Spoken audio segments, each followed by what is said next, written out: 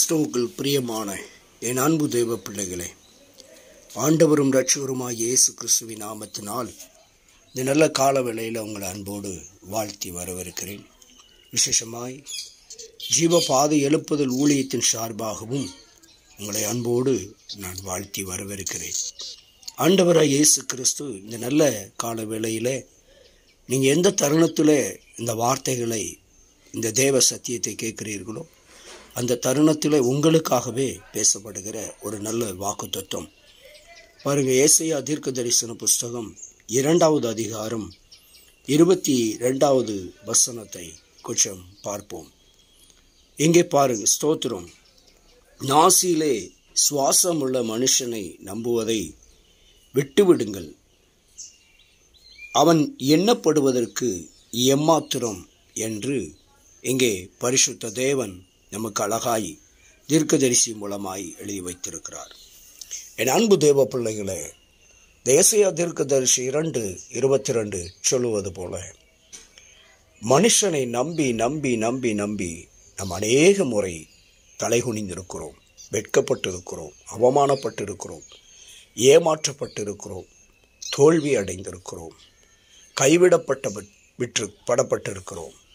இப்படிப்பட்ட இந்த சூழ்நிலையில் நீங்கள் இருப்பீர்கள் என்றால் சொன்னால், கர்த்தர் இன்றைக்கு உங்களை பார்த்து சொல்லுகிறார், மனுஷன் மீது நம்பிக்கையை வைக்காங்க. மனுஷனை நம்பினது போதும், நம்பணும். ஆனாலும் ஆழ்ந்த நம்பிக்கை, முழுமையான நம்பிக்கை, எல்லாமே இவர் தான் அப்படிங்கிற அந்த நம்பிக்கை நாசியிலே சுவாசமுள்ள மனுஷன் மீது வைக்கக்கூடாது. எல்லாமே இவர் தான் அப்படின்னா அதுக்கு ஒரே நபர் யாருன்னா இயேசு கிறிஸ்து மாத்திரம். நாசியிலே சுவாசத்தை ஊதின தெய்வத்தின் மீது தான் முழுமையான நம்பிக்கை வைக்கணுமே வெளிய மனிதன் மீது 100% நம்பிக்கை வைத்தால் நிச்சயமாய் நாம் ஏமாற்றப்படுவோம், நிச்சயமாய் தோல்வியை சந்திப்போம். அநேக நேரங்களிலே வெட்கப்பட வேண்டிய சூழ்நிலைகள் வரும். ஏன்னா மனிதன், நாசியிலே சுவாசமுள்ள மனுஷன் சூழ்நிலைக்கு ஏற்ப தன்னை மாற்றிக்கொள்ளுவான். ஒருவேளை அவர்கள் நம்பிக்கைக்குரிய நபர்களாய் இருந்தாலும் கூட சூழ்நிலை அந்த நம்பிக்கையை காப்பாற்ற விடாதபடிக்கு அவர்களை தள்ளிவிடும். ஆனால் இயேசு அப்படி அல்ல. ஒருபோதும் நம்மை தள்ளாதவர், நம்மை வெறுக்காதவர், உங்களை ஒதுக்காதவர். ஆதலால் தான் பரிசுத்த ஆவியானவர் இந்த நல்ல கால வேளையிலே சொல்லுகிறார், நாசியிலே சுவாசமுள்ள மனுஷனை நம்பினால் அவன் எண்ணப்படுவதற்கு எம்மாத்திரம், என்ன உத்தரவாதம்? மனிதன் நாசியிலே சுவாசமுள்ள மனுஷனை நம்புவதில் என்ன உத்தரவாதம்? ஆனால் இயேசுவை நம்புவது உத்தரவாதம் உள்ளது. இயேசு கிறிஸ்து ஒரு நாளும் ஒருபோதும் கைவிட மாட்டார். எந்த சூழ்நிலையிலும் அவர் மாறாதவர். எந்த சூழ்நிலையும் அவரை மாற்ற முடியாது. ஏனெனில் சூழ்நிலையை உருவாக்குறவரும் அவர்தான், சூழ்நிலையை அகற்றி விடுகிறவரும் அவர்தான். ஆதலால் தான் வேதம் சொல்லுகிறது, அவர் சொல்ல ஆகும், கட்டளையிட நிற்கும் என்று பரிசுத்த வேதத்தில் தாவீது சங்கீதத்திலே எழுதுகிறார். என் அன்பு தேவ பிள்ளைகளே, நாசியிலே சுவாசமுள்ள மனிதர்களை நம்பி கடந்து ஓடினது போதும். நாசியிலே சுவாசமுள்ள மனுஷனை நம்பி காத்திருந்து சோர்ந்து போனதும் ஏமாந்ததும் போதும். இன்னும் சொல்ல போனால் அநேகர்களை நாம் பார்க்கிறோம். அநேக ஜனங்கள் நாசியிலே சுவாசமுள்ள மனுஷனை, அது யாராயிருந்தாலும் சரி, அதிகாரிகளாய் இருந்தாலும் சரி, எவராய் இருந்தாலும் சரி, நண்பராய் இருந்தாலும் சகோதரராய் இருந்தாலும் எப்பேற்பட்ட உறவாய் இருந்தாலும் சரி, அவர்களை நம்பி அநேகர் தங்கள் வாழ்க்கையை தொலைத்தவர்கள் இருக்கிறார்கள், தங்கள் வாழ்வாதாரத்தை இழந்தவர்கள் இருக்கிறார்கள், தங்கள் வாழ்க்கையில் அநேக தோல்வியை சந்தித்தவர்கள் இருக்கிறார்கள். இன்னும் சொல்லப்போனால் அநேகர் நாசியிலே சுவாசமுள்ள மனுஷனை நம்பினால் மரணத்தையும் தழுவியவர்கள் இருக்கிறார்கள். ஆதலால் என் அன்பு தேவ பிள்ளைகளே, இந்த நல்ல வாக்குத்தத்தம் சொல்லுகிற பிரகாரமாய் ஏசாயா தீர்க்க தரிசன புஸ்தகம் 2வது அதிகாரம் 22வது வசனம் சொல்லுகிற பிரகாரமாக நாசியிலே சுவாசமுள்ள மனுஷனை நம்புவதை விட்டு விடுங்கள் தான் வேதம் சொல்லுகிறது. சங்கீதக்காரர் ஒரு இடத்துல சொல்லுவார், நாசியிலே சுவாசமுள்ள மனுஷனை நம்புவதை காட்டிலும் கர்த்தர் பேரில் பற்றுதலாயிருப்பது நலம், பிரபுக்களை நம்புவதை காட்டிலும் கர்த்தர் பேரில் பற்றுதலாயிருப்பதே நலம் என்று சங்கீதக்காரர் தாவீது சொல்லுவதை நாம் பார்க்கிறோம். இங்கே தீர்க்கதரிசி சொல்லுகிறார், தாவீதாவது நம்புவதை காட்டிலும் என்று சொல்லுகிறார். ஆனால் தீர்க்கதரிசி ஏசாயா சொல்லுகிறார், அவன் எண்ணப்படுவதற்கு எம்மாத்திரம் உத்தரவாதம் இல்லாதவன். மனிதனுடைய வார்த்தைகள் உத்தரவாதம் இருக்காது. மனிதனுடைய வார்த்தையிலே எந்த சூழ்நிலையும் உத்தரவாதத்தை உடைத்து போட்டுவிடும். அதனால் தான் அவன் எண்ணப்படுவதற்கு எம்மாத்திரம் என்று தீர்க்கமாக தீர்க்கதரிசி சொல்லுகிறார். போதும் என் அன்பு தேவ பிள்ளைகளை, மனுஷனை நம்பி ஏமாந்தது போதும், மனுஷனை நம்பி இழந்து போனது போதும். வாழ்க்கை இழந்தது, வாழ்வாதாரத்தை இழந்தது, பொன்னை பொருளை பணத்தை இழந்தது போதும். இயேசுவை உறுதியாய் பற்றி கொள்ளுங்கள். தேவனை சந்திக்க ஆயத்தப்படுங்கள். கர்த்தரை உறுதியாய் பற்றி கொள்ளுங்கள். உங்கள் முழு நம்பிக்கை கர்த்தராகிய இயேசு கிறிஸ்துவின் மீது இருக்கட்டும். ஏனெனில் அவர்தான் முழுமையான உத்தரவாதம் உள்ள எண்ணப்படுவதற்கு ஏற்ற தேவன், நம்முடைய நம்பிக்கைக்குரிய தெய்வம். நிச்சயமாய் காலம் தாமதித்தா கூட அவர் நன்மை செய்கிறவர், பாதுகாக்கிறவர், தப்புவிக்கிறவர், விடுவிக்கிறவர். இன்னைக்கு அநேகர் பார்த்தீங்கன்னா, நாசியிலே சுவாசமுள்ள மனுஷனாகிய அநேக பிரபலியமான மருத்துவர்களை நம்பி ஓடிக்கொண்டிருக்கிறாங்க.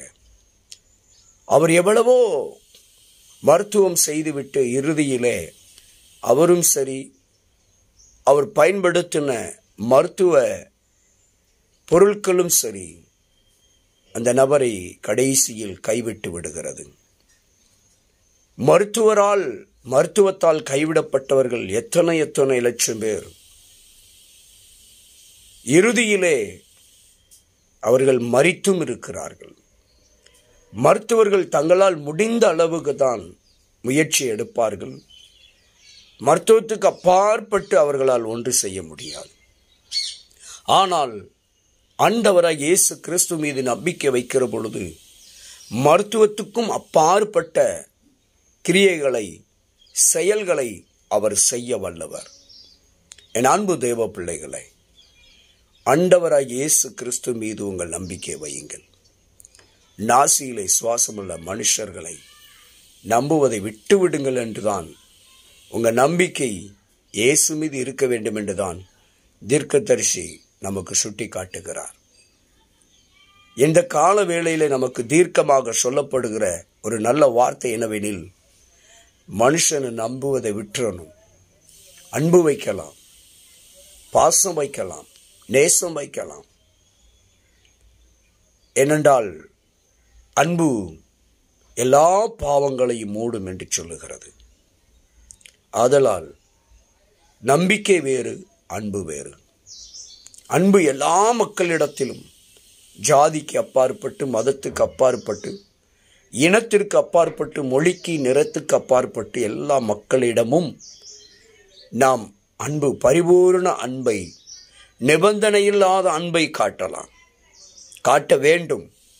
ஏனென்றால் அன்பு இல்லையில் ஒன்றும் இல்லை என்று பரிசுத்த வேதத்தில் நாம் பார்க்கிறோம். அன்பே பிரதானம். அன்பை காட்ட வேண்டும். அதில் எந்த ஒரு மாற்று கருத்தும் கிடையாது, சந்தேகமும் இல்லை. ஆனால் நம்பிக்கை இயேசு மீது மட்டும்தான் வைக்க வேண்டும்.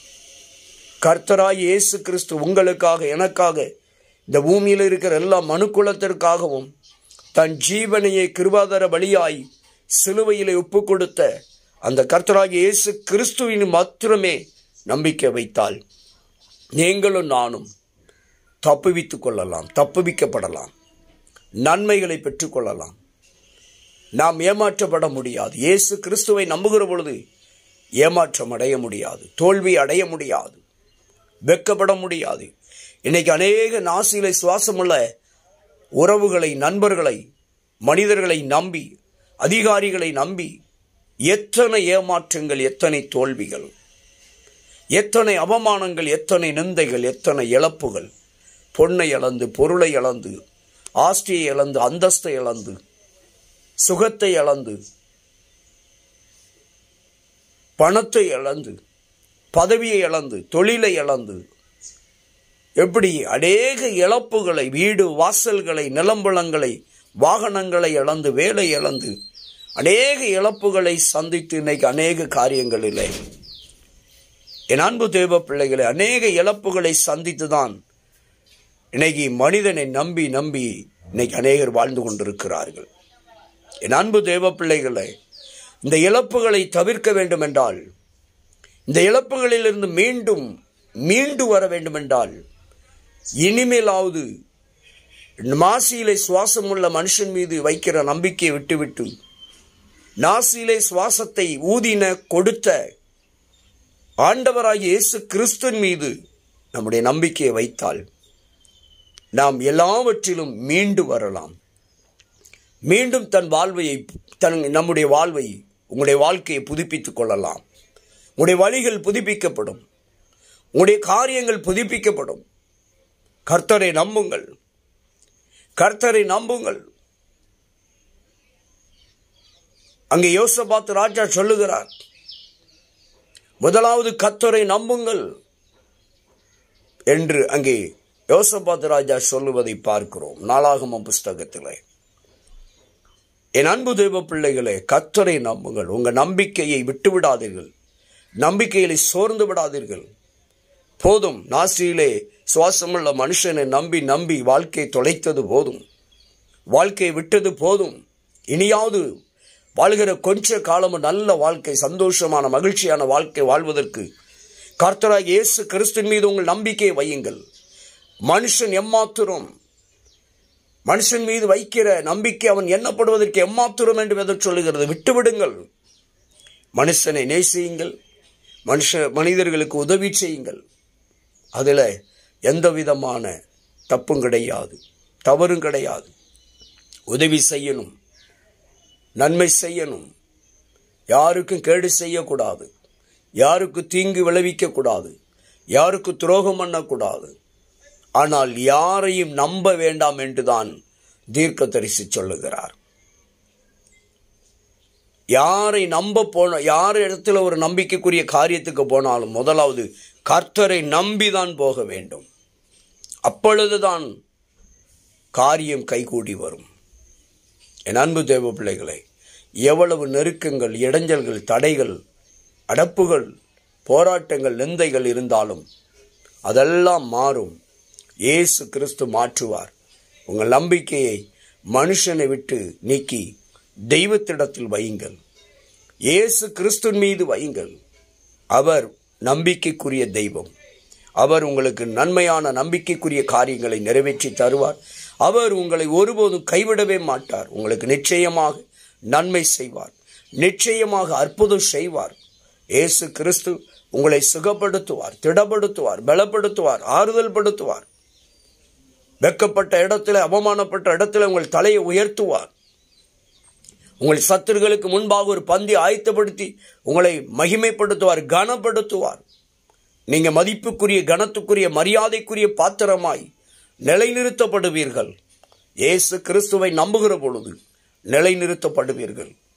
அவர் நிறுத்துவார். உன் வாயை நன்மையினால் திருப்தியாக்குவார். உன் வாழ்க்கையை உயர்த்துவார். உங்களுடைய வாழ்க்கை உயர்வும், உங்களுடைய எதிர்பார்ப்புகள் நிறைவேறும். இயேசு கிறிஸ்து மீது நீங்கள் வைக்கிற பொழுது, நம்பிக்கை வைக்கிற பொழுது உங்களுடைய வாழ்க்கை தரம் உயரும். உங்களுடைய கஷ்டங்கள் மாறும், வேதனைகள் மாறும், பாடுகள் மாறும், போராட்டங்கள் மாறும், நிந்தைகள் மாறும். வேதனைகள் உங்களை விட்டு முற்றிலும் நீங்கி போகும்.